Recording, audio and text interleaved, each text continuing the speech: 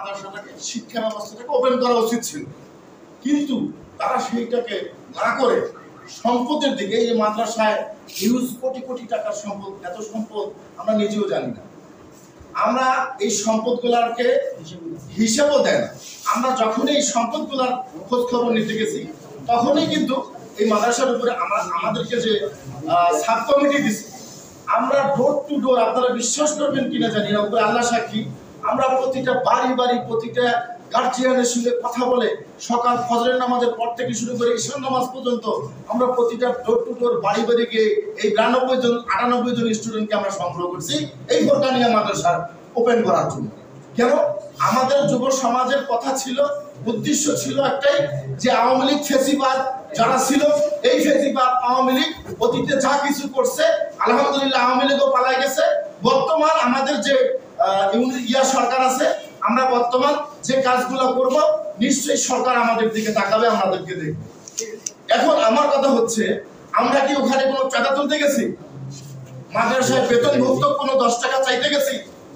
নিজের পকেটে টাকা খরচ করে মাদ্রাসাটা যেন ওপেন হয়, এজন্য আমরা কিছু সংখ্যক যুব সমাজ আমরা সেখানে দিন নাই রাত নাই 24 ঘন্টা কাজ করে। আপনি মূল বিষয়টা একটু সংক্ষিপ্ত বলবেন। সাংবাদিকতা করতে গিয়ে হামলা খান, মামলা খান, মাথায় ফাটে, এ করেন ও করেন, বহু প্রবলেম হয় কিনা? তো আমরা এই কাজটা করতে গিয়ে অনেক পরিশ্রম করছি। তো ভাই, একটা পরিশ্রমওয়ালা জিনিস যখন নষ্ট করবে কেউ, তখন কিন্তু আপনার ব্যথা লাগবে। আর এই জিনিসটা যখন আপনি নিজ হাতে পরিশ্রম করে জিনিসটাকে দাঁড় করাবেন, তখন কিন্তু আপনার আঘাত, যখন নষ্ট কেউ করতে যাবে তখন কিন্তু আঘাত লাগবে।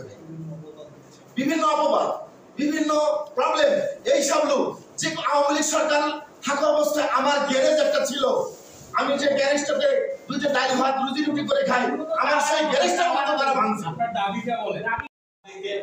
সেওবাজারের মতো একটা জায়গায় বাসা ভাড়া করে থাকে, তার বাবা মার হেফাজতলি করে দেওয়া 49 শতক জমি থেকে 10 শতক সে চাচ্ছে।